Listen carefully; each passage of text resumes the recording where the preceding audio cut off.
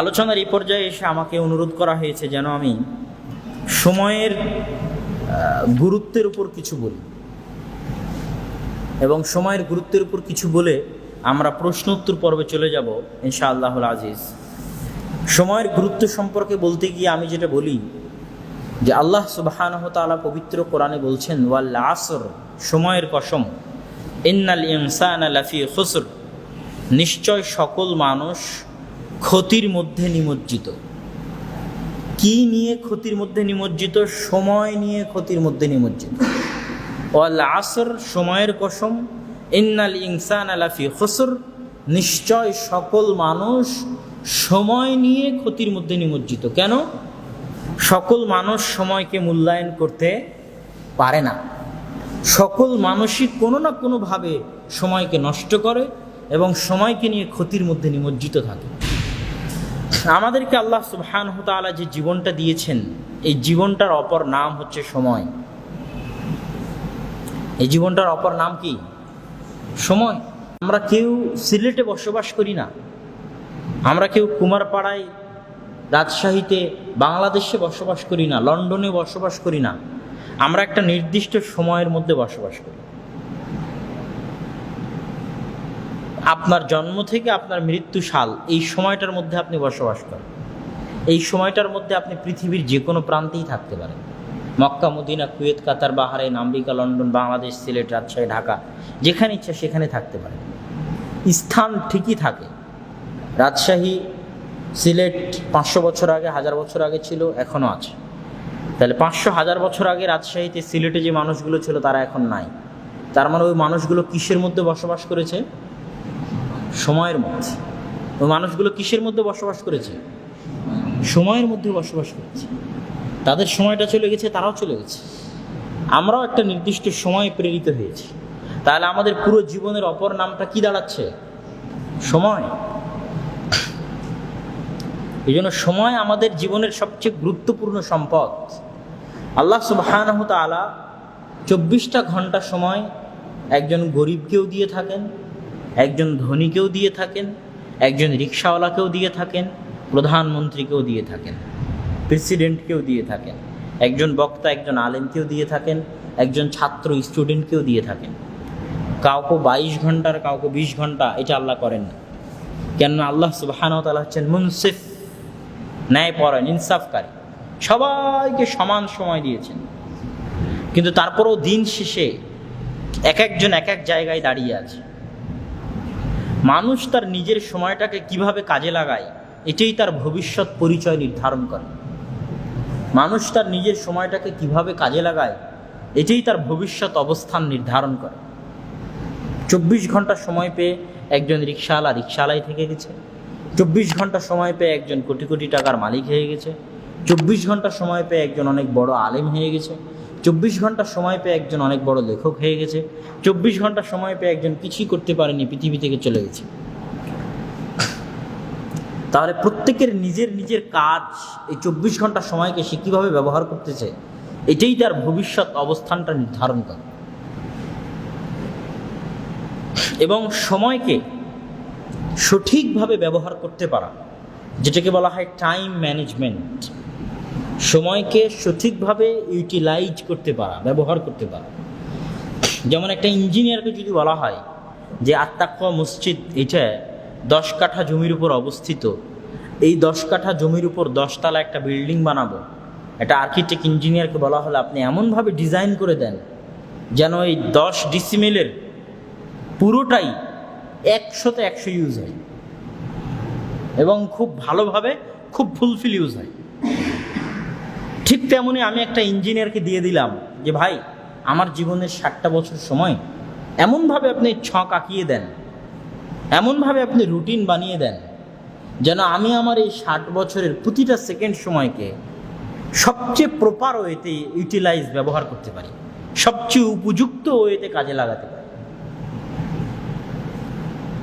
তো পৃথিবীর বড় বড় ইঞ্জিনিয়ারেরা বিভিন্ন পরামর্শ দিবে, বিভিন্ন সাজেশন দিবে যে আপনি এই ওয়েতে আগালে আপনার সময়কে খুব ভালোভাবে কাজে লাগাতে পারবেন, এই সিস্টেমে আগালে আপনি আপনার সময়কে খুব ভালোভাবে কাজে লাগাতে পারবেন। কিন্তু সকল ইঞ্জিনিয়ারের বড় ইঞ্জিনিয়ার, যদিও ওই ইঞ্জিনিয়ার শব্দটা মানায় না, কিন্তু সকল জ্ঞানীর বড় জ্ঞানী আল্লাহ সুবহানাহু ওয়া তাআলা, মানব জাতির সৃষ্টিকর্তা আল্লাহ সুবহানাহু ওয়া তাআলা। He knows best. তিনিই সবচেয়ে ভালো জানেন যে কিভাবে কোন পন্থায় আগালে মানুষের সময়টা সবচেয়ে বেশি ব্যবহৃত হবে। এই জন্য আল্লাহ সুবহানাহু ওয়া তাআলা মানব জাতিকে, মুসলিম উম্মাহকে এমন একটা গিফট দিয়েছেন, এমন একটা উপহার দিয়েছেন, যেটা মুসলমানেরা যদি চায় সঠিকভাবে ইউজ করতে ওই গিফটটাকে, তাহলে পৃথিবীতে সবচেয়ে সফল জাতিতে পরিণত হবে, যারা তাদের সময়টা সবচেয়ে উপযুক্ত ওইতে কাজে লাগাতে পারে। সেটা কি? 5 ওয়াক্ত সালাত। আপনি হয়তো হাসবেন যে 5 ওয়াক্ত সালাত আবার কেমনে হয়? জি না, সত্যিই 5 ওয়াক্ত সালাত, আসলেই 5 ওয়াক্ত সালাত।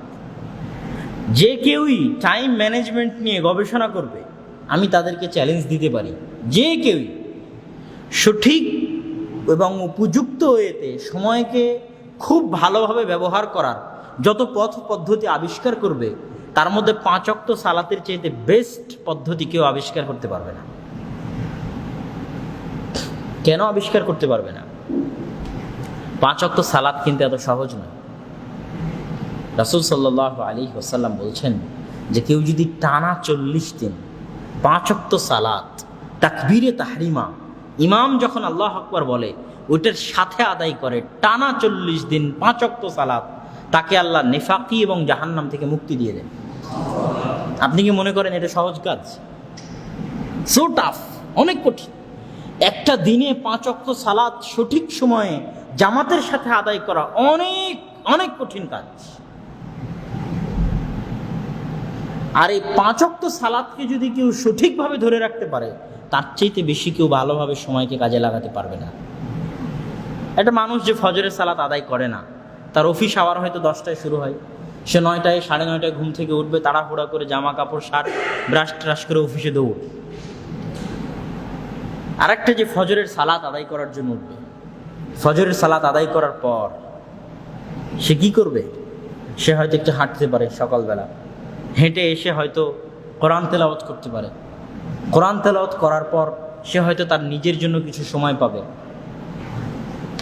এই যে সে সময়টাকে কত সুন্দর, কত সঠিক, কত উত্তম পদ্ধতিতে ব্যবহার করতেছে, এটা যে ফজরের সালাত আদায় করে না, তার ভাগ্যে এটা হবে না। এই জন্য দেখবেন যে যারা পৃথিবীতে খুব সফল মানুষ, আমি মুসলমানদের উদাহরণ তো আল্লাহ রাসূলের হাদিস থেকে দিচ্ছি, আল্লাহ রাসূলের হাদিস তো আনবই, কিন্তু যারা ইহুদি খ্রিস্টান তাদেরকেও দেখবেন যে মার্ক জুকারবার্গ, বিল গেটস, গুগলে যদি সার্চ করেন যে when Bill Gates gets up from the bed, Bill Gates কখন বিছানা থেকে ঘুম থেকে উঠে, গুগলে সার্চ করলে দেখতে পাবেন। Mark Zuckerberg when Gates up from the bed, বিছানায় থেকে ঘুম থেকে কখন উঠে। এরকম আরও যারা যারা বড় বড় ব্যবসায়ী আছে তাদের ক্ষেত্রে আপনি সার্চ করতে পারেন, বড় বড় সফল ব্যক্তি আছে, আপনি আশ্চর্য হবেন যে তারা সবাই ভোর 5টা, ভোর 4টা, ভোর 4:30, ভোর 5:30 এরকম সময় ঘুম থেকে উঠে। সকালে যত আগে ঘুম থেকে উঠা যায়, পুরো দিনটাকে তত বেশি কাজে লাগানো যায়। এবং একটা সময় মনে হবে যে 12টার পরে আর কোনো কাজই নাই। আর যখন সকাল 10টায় ঘুম থেকে উঠবেন, তখন সন্ধ্যা হয়ে যাবে, কিন্তু কাজ শেষ হবে না। আর যখন ফজরে 4টায় উঠেছেন, 4:30টার মধ্যে সালাত শেষ করেছেন, তারপর থেকে কাজ শুরু করবেন, দেখবেন 12টা হয়ে গেছে, সব কাজ শেষ হয়ে গেছে, কোনো কাজ নাই করার মতো, সব কাজ ওকে ডান। এই জন্য রাসূল সাল্লাল্লাহু আলাইহি ওয়াসাল্লাম বলছেন, ইন্নাল্লাহা জাআলা লিহাদিহিল উম্মাতা আল বারাকাতা ফি বুকুরিহা, আল্লাহ সুবহানাহু ওয়া তাআলা আমার এই উম্মতের জন্য বরকত রেখেছেন সকালে। এই জন্য বড় বড় সালাফে সালেহিন তারা বলেছেন যে ইন্না সালাফ লা ইয়ানামুনা বা'দা সালাতিল ফজরি হাত্তা ফি শিদ্দাতি ওয়া ফি সাফারি। সালাফে সালেহিনকে আমরা কোনোদিন দেখিনি যে তারা ফজরের সালাতের পরে ঘুমাতেন, এমনকি যখন তারা কঠিন থেকে কঠিনতর সফরে থাকতেন, সারা রাত জেগে সফর করেছেন। আগের যুগে তো রাত্রে সফর হতো, সারা রাত জেগে সফর করেছেন, সারা রাত জেগে কঠিন কাজ করেছেন, সারা রাত জেগে কোনো পরিশ্রম করেছেন, তারপরেও ফজরের পরে ঘুমাতেন না। হাত্তা ইয়ান্তাযিরুনা ইলা তুলুইশ শামসি, তারা অপেক্ষা করতেন সূর্য ওঠা পর্যন্ত। সূর্য উঠলে ঘুম যেতেন। যেহেতু সারা রাত জেগে থেকেছেন, ঘুম তো যেতেই হবে, অনেক কষ্ট করেছেন সারা রাতে, কিন্তু তারপরেও ফজরের পরে ঘুমাতেন না। ইয়ান্তাযিরুনা ইলা তুলুইশ শামস, সূর্য ওঠা পর্যন্ত অপেক্ষা করতেন, সূর্য উঠলে তারপরে ঘুম যেতেন। তাহলে অবশ্যই কিছু না কিছু আছে সূর্য ওঠার আগ পর্যন্ত। এই সময় কিছু বরকত আছে, যে বরকত মানুষের জীবনকে আলোকিত করতে পারে। এই জন্য আল্লাহ সুবহানাহু ওয়া তাআলা সকালের যতগুলো নাম রেখেছেন, সবগুলো নাম নিয়ে যদি আমরা গবেষণা করি আমরা আশ্চর্য হব। আল্লাহ সুবহানাহু ওয়া তাআলা সকালের নাম দিয়েছেন ফজর।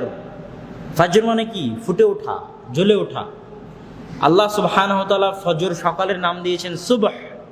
সুবহ মানে হেসে ওঠা। ছোট বাচ্চা যখন হেসে ওঠে তখন আরবিতে সেটাকে বলা হয় সাবাহা, হেসে উঠল। আল্লাহ সুবহানাহু ওয়া তাআলা ফজরের নাম দিয়েছেন ওয়ান নাহারি ইযা তাজাল্লা, দিন যখন জ্বলে ওঠে। আল্লাহ সুবহানাহু ওয়া তাআলা ফজরের নাম দিয়েছেন আসফারা, সকাল যখন প্রস্ফুটিত হয়। তাহলে ঠিক তেমনি শুধু আল্লাহ সুবহানাহু ওয়া তাআলার দেওয়া নাম নয়, বরং আমরা যদি পৃথিবী পরিচালনায় আল্লাহর নীতি নিয়ে গবেষণা করি, যে পৃথিবীতে ফুল কখন ফোটে? ফুল কখন ফোটে? জি, ফুল সকালে ফোটে। পাখিরা কখন ঘুম থেকে ওঠে? সকালবেলা ঘুম থেকে ওঠে। কবিতায় আছে পাখির কিচিরমিচির আওয়াজে ঘুম ভেঙে যায়। পাখিরা ফজরের সময় ঘুম থেকে ওঠে। মুরগি কখন ঘুম থেকে ওঠে? ফজরের সময় ঘুম থেকে ওঠে। মোরগ ফজরের সময় ঘুম থেকে ওঠে। এটা আল্লাহ সুবহানাহু ওয়া তাআলার পৃথিবী পরিচালনার নীতি। তো আল্লাহ সুবহানাহু ওয়া তাআলার পৃথিবী পরিচালনার নীতি যদি আমরা দেখি, ফজরের নামগুলো যদি, সকালের নামগুলো যদি আমরা দেখি, তাহলে আমরা বুঝতে পারবো আমরাও যদি চাই যে আমাদের জীবন আলোকিত হোক, প্রস্ফুটিত হোক, ফুটে উঠুক, জ্বলে উঠুক, তাহলে আমাদেরকেও 100% সকালকে ব্যবহার করতে হবে। এই জন্য একজন খ্রিস্টান লেখকের একটা বই আছে, আমি বইটা পড়ে আশ্চর্য হয়েছি।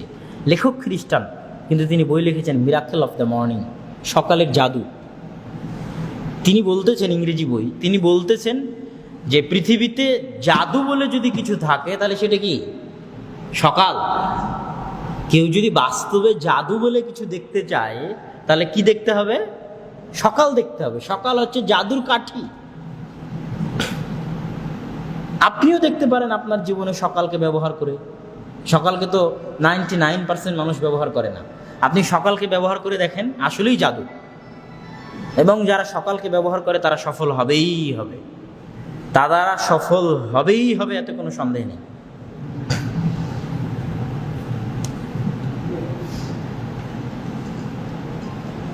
আমি একজন প্রিন্সিপালকে চিনি, প্রধান শিক্ষককে চিনি, যিনি বাংলাদেশের একটা বড় মাদ্রাসার নাম নিচ্ছে না, যেহেতু আমাদের ঘরানার নয় এই জন্য নাম নিচ্ছে। তিনি তার অফিস টাইম, অফিস আওয়ার শুরু করেন ফজরের পর থেকে। সকালের নাস্তা বাসা থেকে বেঁধে নিয়ে অফিসে যান এবং তার সব কর্মচারীদের বলা আছে যে আমার অফিস কখন শুরু হবে? ফজরের পরে। যারা আমার অধীনে চাকরি করতে চায় কখন আসতে হবে? ফজরের পরে আসতে। কোনো কোনো অফিস শুরু হয় 8টায়, কোনো কোনো অফিস শুরু হয় 10টায়, আর তার অফিস শুরু হয় ফজরের পর। 10টার মধ্যে সব কাজ শেষ হয়ে যায়। ফজরের পর যদি কেউ অফিসে ঢুকে 10টার মধ্যে কাজ শেষ হওয়া কি ইম্পসিবল কিছু? শেষ হয়ে যাবে। 10টা, 11টা, 12টা হতে হতে সব কাজ শেষ। তা আমি বলছিলাম যে এই 5 ওয়াক্ত সালাত মানুষের জন্য এক একটা অ্যালার্মিং স্টোন। 1 কিলোমিটার যাওয়ার পর বলা হয় মৌলভীবাজার আর 21 কিলোমিটার, আবার 10 কিলোমিটার যাওয়ার পর সুনামগঞ্জ আর এত কিলোমিটার, ঢাকা আর এত কিলোমিটার, আপনাকে স্মরণ করিয়ে দিচ্ছে যে আর এত কিলোমিটার, আর এত কিলোমিটার। তো এই 24 ঘন্টা সময়কে আল্লাহ সুবহানাহু ওয়া তাআলা 5টা সালাত দিয়ে ভাগ করেছে। ফজরের পর থেকে নিয়ে জোহর পর্যন্ত এই লং ডিস্টেন্স, অনেক লম্বা সময়। ভোর 4টায় যদি ফজর শুরু হয় আর 12:30 1টায় যদি জোহরের সালাত হয়, তো কয় ঘন্টা হচ্ছে মাঝখানে? প্রায় কত ঘন্টা? প্রায় 8 ঘন্টা, প্রায় 8 থেকে 9 ঘন্টা। মানুষ জোহরের মধ্যে তার দিনের সব কাজ শেষ করে ফেলতে পারে। তারপর জোহরের সময়ে আর একবার মানুষকে আল্লাহ স্মরণ করিয়ে দিচ্ছেন যে এখন তুমি আবার প্রস্তুতি নেও যে জোহরের পর কি করবা। যার জোহরের সালাত নাই তাকে এটা স্মরণ করানোর কেউ নাই। এই জন্য যার জীবন সালাত কেন্দ্রিক গড়ে ওঠে সে তার সময়কে সবচেয়ে বেশি কাজে লাগাতে পারে। সালাত কেন্দ্রিক যার জীবন গড়ে ওঠে, যে সমাজ গড়ে ওঠে, যে দেশ গড়ে ওঠে। জোহরের পর বিশ্রাম নিলেন, আসরের সময় আসর আপনাকে আবার স্মরণ করিয়ে দিচ্ছে যে আসরের পর আপনি কি করবেন। আর যার আসরের সালাত নাই, যার মাগরিবের সালাত নাই, তার এশার সালাত নাই, সে অফিস থেকে এসে কি করবে, কখন কি করবে তার কোনো সিস্টেম নেই। তার জীবনটা অগোছালো, তার জীবনটা অনিয়ন্ত্রিত। অফিস শেষ হয়ে গেছে, এখন কোনটার পরে কোনটা করবে, কি করবে না করবে কোনো তাল নাই। আর আসরও নাই, আর মাগরিবও নাই, আর এশাও নাই। কিন্তু অফিস শেষ করে এসে যারা আসর আছে, মাগরিব আছে, এশা আছে, তাকে পরপর 3টের সময় তাকে অ্যালার্ম দিচ্ছে, ইউ শুড ডু সামথিং, তোমাকে কিছু করতে হবে আসরের পরে, তুমি প্ল্যান করো। আসরের সালাত আপনাকে বলতেছে তুমি প্ল্যান করো আসরের পর কি করবে মাগরিব পর্যন্ত। আবার মাগরিব বলতেছে মাগরিব থেকে এশা পর্যন্ত তুমি কি করবে, প্ল্যান করো। আবার এশার সালাতের পর তুমি ঘুমিয়ে যাও, আবার ফজরের সালাতে উঠো। তাহলে আল্লাহ সুবহানাহু ওয়া তাআলা এই 5 ওয়াক্ত সালাত দিয়ে মানুষের ডেইলি রুটিনকে কি করে দিয়েছেন? বেঁধে দিয়েছেন, সীমাবদ্ধ করে দিয়েছে। এবং মানুষ তার নিজের সময়কে সবচেয়ে বেস্ট ওয়েতে যদি কাজে লাগাতে চায়, তাহলে আসমানের নিচে জমিনের উপর 5 ওয়াক্ত সালাতের চাইতে এর চাইতে বেস্ট কোনো মাধ্যম নাই মানুষের জন্য, যেটা দিয়ে মানুষ তার নিজের সময়কে কাজে লাগাতে পারে, সবচেয়ে বেশি ব্যবহার করতে পারে। 5 বার তাকে আল্লাহ সুবহানাহু ওয়া তাআলা অ্যালার্ম দেন তার নিজের সময়কে সঠিকভাবে কাজে লাগানোর জন্য। তো সম্মানিত উপস্থিতি, সময় অনেক গুরুত্বপূর্ণ জিনিস।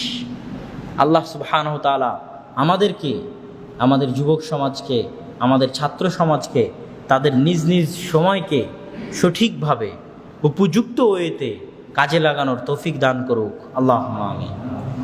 সময়কে কাজে লাগানোর জন্য কিছু ছোট্ট ছোট্ট টিপস যেগুলো আমরা মাথায় রাখতে পারি, এটা দিয়ে আমি আমার বক্তব্য শেষ করব। যদিও সালাতের চাইতে বড় কিছু আর হতে পারে না, এবং ফজরের সালাত হচ্ছে তার মধ্যে সবচেয়ে দামি।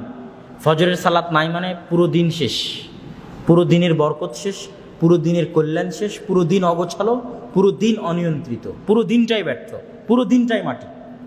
আর ফজরের সালাত শুরু মানে দিনটা গোছালো, দিনটা প্ল্যান মাফিক, দিনটা সাজানো গোছানো, জীবনটা সাজানো গোছানো, কাজ অনেক সুন্দরভাবে শেষ হয়ে যাবে, আরামে এবং শান্তিতে শেষ হবে, সময় নষ্ট হবে না। তারপরেও কিছু সিস্টেম আছে যেগুলো আমরা অনুসরণ করলে সময়কে সুন্দরভাবে কাজে লাগাতে পারবো। সেটার একটা হচ্ছে যে বর্তমান যুগে সময়ের বরকত উঠে যাওয়ার সবচেয়ে বড় মাধ্যম হচ্ছে মোবাইল। আগের যুগের মানুষের সময় অনেক বরকত ছিল। ইবনুল জাওজি, তারপরে তারিখ তাবারি, তাফসির তাবারি, এনারা তো এমন বিশাল বিশাল গ্রন্থ রেখেছে যে বর্তমান পৃথিবীর এমন কোনো ধর্ম, এমন কোনো বিজ্ঞানী বা এমন কোনো লেখক নাই যারা তাদের সমপর্যায়ে পৌঁছতে পেরেছে। এত হাজার হাজার পৃষ্ঠে তারা লিখেছে, কল্পনা করা যায় কীভাবে তারা তাদের সময়কে কাজে লাগিয়েছেন, তাদের সময় আল্লাহ সুবহানাহু ওয়া তাআলা কীভাবে বরকত দিয়েছিলেন। আমাদের সময় বরকত উঠে যাওয়ার বড় কারণ হচ্ছে মোবাইল, এবং মোবাইলের মধ্যে সামাজিক যোগাযোগ মাধ্যম, YouTube, Facebook, WhatsApp, Messenger, Instagram, সামাজিক যোগাযোগ মাধ্যমের যে অ্যাপসগুলো আছে এগুলো মানুষকে নেশার মতো, এবং ওগুলোর তৈরি করা হয়েছে ওইভাবে। একদল বিজ্ঞানী শুধু এটার পিছনেই সময় ব্যয় করে যে ফেসবুকের ফিচারগুলোকে আরও কত মানুষের মনকে অ্যাট্রাকটিভ করার মতো করে তৈরি করা যায়, যাতে ফেসবুকে ঢুকলে ফেসবুকের ফিচারগুলো যেন এমন হয় যে মানুষের মন আটকে থেকে যাবে ফেসবুকে। এইটার পিছনেই বিজ্ঞানীরা লেগে আছে, শত শত হাজার হাজার। তো এগুলো থেকে বের না হওয়া গেলে মানুষ তার সময়ের বরকত ফিরে পাবে না, এবং তার জীবন অনিয়ন্ত্রিত, অগোছালো থেকে যাবে, এবং রুটিন মাফিক সে কোনো কাজ করতে পারবে না। তো এগুলো থেকে বের হওয়ার একটা সহজ উপায় হচ্ছে যে দিনের শুরুটা যেন সামাজিক যোগাযোগ মাধ্যম দিয়ে না হয়, এবং দিনের শেষটা যেন সামাজিক যোগাযোগ মাধ্যম দিয়ে না হয়। অন্তত এই দুইটা জিনিস কন্ট্রোল করা গেলে অনেকটাই কন্ট্রোল হয়ে যাবে। দিনের শুরু মানে ফজরের সময় ঘুম থেকে উঠেছেন, ঘুম থেকে উঠেই যেন আমি আপনি ফেসবুক, ইউটিউব, হোয়াটসঅ্যাপ ইউজ না করি, মেসেজ চেক না করি, যতই মন চাক তবুও নয়। দিনের শুরুটা হতে হবে without Facebook, without WhatsApp, without YouTube, এগুলো ছাড়া হতে হবে। ফজর থেকে নিয়ে শুরু করে 8টা 9টা 10টা পর্যন্ত যে লম্বা সময় কোরআন তেলাওয়াত, হাঁটাহাঁটি, জগিং, এক্সারসাইজ, নিজেকে একটু সময় দেওয়া, পরিবারকে একটু সময় দেওয়া, কথা বুঝতে পারেননি? এগুলো সব কিছু করে একটা লম্বা সময় পার হওয়ার পর 9টা 10টার সময় গিয়ে আপনি চেক করতে পারেন। আর যদি ফজরে ঘুম থেকে উঠেই শুরু করেন তাহলে আর নিয়ন্ত্রণ করতে পারবেন না। ঠিক তেমনি দিনের শেষটা যেন, তথা ঘুমানোর আগ মুহূর্তটা যেন ইউটিউব, ফেসবুক, হোয়াটসঅ্যাপের সাথে না হয়। এটা খুব অনেক বড় একটা মরণ ব্যাধি। যদি ঘুমানোর আগ মুহূর্তটা যখন ফেসবুক, ইউটিউব, হোয়াটসঅ্যাপের সাথে হয় তখন কী সমস্যা হয়? ঘুমটা দেরিতে হয়ে যায়। ঘুম দেরিতে হলে ফজর দেরিতে হয়ে যায়। ঘুমানোর আধা ঘন্টা আগে সব ক্লোজ করে বাদ দিয়ে অফ করে রেখে দিতে হবে। ঘুমানোর আগে কী হতে হবে? কোরআন। এবং ঘুম থেকে উঠেও হতে হবে কোরআন। দিন শুরু হবে কি দিয়ে? কোরআন দিয়ে। আর দিন শেষ হবে কোরআন দিয়ে। এতে কী হবে? মানসিক প্রশান্তি থাকবে, দ্রুত ঘুম ধরবে, আরামদায়ক ঘুম হবে। এবং যখন মাথায় চিন্তা থাকবে যে আমাকে ফজরে উঠতে হবে, তখন সাবকনশাস মাইন্ড অটোমেটিক সজাগ থাকবে। দেখবেন যে যেদিন পরীক্ষা থাকে, পরীক্ষা যদি 8টার সময় থাকে আর আপনি যদি সারা রাত জাগার পর সকাল 6টা বা 7টায় ঘুম যান, তবু 8টার আগে জাগা পেয়ে যাবেন। কেন? মেধার উপর অনেক চাপ থাকে, সাবকনশাস মাইন্ড সজাগ থাকে যে আজকে তোমার পরীক্ষা আছে, তোমাকে উঠতেই হবে। আর ফজরে মানুষ উঠতে পারে না কেন? কেননা সে ফজরে ওঠার নিয়তি করে না। এটাই মেইন প্রবলেম। ঘুমানোর সময় সে ফজরে ওঠার নিয়ত, কথা আমার সাথে একটু কথা বলে, ঘুমানোর সময় সে ফজরে ওঠার কি করে না? নিয়ত করে না। এই জন্য ফজরে উঠতে পারে না। ঘুমানোর সময় যে স্বাভাবিক ঘুমায়, কোনো চিন্তা ছাড়া, কোনো টেনশন ছাড়া, কোনো প্রকার ইচ্ছা ছাড়া, যখন ঘুম থেকে জাগা পাবো তখন উঠবো। কেউ যদি ফজরের জন্য ডাকতে আসে তো উঠবো, কোনো নিয়ত ছাড়া। আর পরীক্ষার দিনে যেমন একটা চিন্তা থাকে আমাকে যতই ঘুম যায় আমাকে পরীক্ষা ধরতে হবে, বিমান ধরতে হবে, ট্রেন ধরতে হবে, ঠিক ওইরকম একটা চিন্তা নিয়ে যদি মানুষ রাত্রে ঘুমায় যে আমাকে ফজরের সালাত ধরতে হবে, তাহলে কাউকে জাগানো লাগবে না। মাইন্ড সেটা ওইভাবেই থাকবে, অটোমেটিক তার মাইন্ড তাকে জাগিয়ে দিবে, তার সাবকনশিয়াস মাইন্ড তাকে জাগিয়ে দিবে ফজরের সময়। তাহলে আমাদের দিনের শেষটা হতে হবে কোরআন দিয়ে, শুরুটা হতে হবে কোরআন দিয়ে। আর আরেকটা বিষয় হচ্ছে আমাদেরকে আর্জেন্ট এবং ইম্পর্টেন্টের মধ্যে পার্থক্য করতে পারতে হবে। কোনটা গুরুত্বপূর্ণ আর কোনটা গুরুত্বপূর্ণ নয়। মানুষ সবসময় আর্জেন্টের পিছনে ছুটে, গুরুত্বপূর্ণ জিনিসের পিছনে কেউ ছুটে না। আর্জেন্ট মানে এই ফোন বাজতেছে, এখনই ফোন ধরতে হবে, টিং করে এখনই মেসেঞ্জারে শব্দ হলে এখনই দেখতে হবে কে মেসেজ দিল, এখনই হোয়াটসঅ্যাপে শব্দ হলে এখনই দেখতে হবে কে আমাকে মেসেজ দিল, কি দিল, এখনই ফেসবুকে নোটিফিকেশান আসলো আমাকে এখনই দেখতে হবে কি নোটিফিকেশান। কথা বুঝতে পারেননি? তাহলে মানুষ যখন যেটা আসে তখন সেটার পিছনে পড়ে যায়। তা আপনি যখনই যেটা আসবে সেটার পিছনে পড়ে যাবেন, আপনি আপনার দিনকে নিয়ন্ত্রণ করতে পারবেন না, টাইমকে নিয়ন্ত্রণ করতে পারবেন না। আপনাকে ভাবতে হবে এখন এটা আসলো, এটা কি আমার জন্য গুরুত্বপূর্ণ না গুরুত্বপূর্ণ নয়। এখন ফোন বাজতেছে, আমার জন্য কি ধরা গুরুত্বপূর্ণ? গুরুত্বপূর্ণ নয়, ফোনটা বন্ধ করে দিই। মেসেঞ্জারে টিং করে শব্দ হলো, এখন কি মেসেজ দেখা আমার জন্য গুরুত্বপূর্ণ না গুরুত্বপূর্ণ? গুরুত্বপূর্ণ নয়। একজন মানুষ আমাকে ঘুরতে ডাকতেছে, খেলতে ডাকতেছে, আমার জন্য কি গুরুত্বপূর্ণ না গুরুত্বপূর্ণ নয়? এই ডিসিশনগুলো যখন আমি নিব তখন আমার দিনটা নিয়ন্ত্রিত হবে। আর যখন আমি স্রোতের গতিতে গা ভাসিয়ে দেবো, এক বন্ধু বললো এই চল পার্কে যাই, চলে গেল। বিকেলে আর এক বন্ধু এসে বললো চল খেলা দেখতে যাই, খেলা দেখতে চলে গেল। আর এক বন্ধু এসে বললো চল একটু ঘুরে আসি, ঘুরতে চলে গেল। মানে তার নিজস্ব কোনো ডিসিশন নাই। যখন ফেসবুক বলতেছে ফেসবুক চালাও, নোটিফিকেশান। যখন মেসেঞ্জার বলতেছে আওয়াজ হলো মেসেজ দেখো, তখন মেসেজ দেখলো। যখন বন্ধু এসে বলতেছে বাইরে ঘুরতে চলো, তখন ঘুরতে চলে গেল। হি হ্যাজ নো কন্ট্রোল, তার কোনো কন্ট্রোল নাই তার নিজের উপর। তখন তার দিনটা সে কাজে লাগাতে পারে না। তো আল্লাহ সুবহানাহু ওয়া তাআলা আমাদের সময়কে কাজে লাগানোর তৌফিক দান করুক, আল্লাহুম্মা আমিন। এই বলে আজকের হালাকা আলোচনা শেষ করলাম। ওয়া আখিরু দাওয়ানা আলহামদুলিল্লাহি রাব্বিল আলামিন। আসসালামু আলাইকুম ওয়া রাহমাতুল্লাহি ওয়া বারাকাতুহু।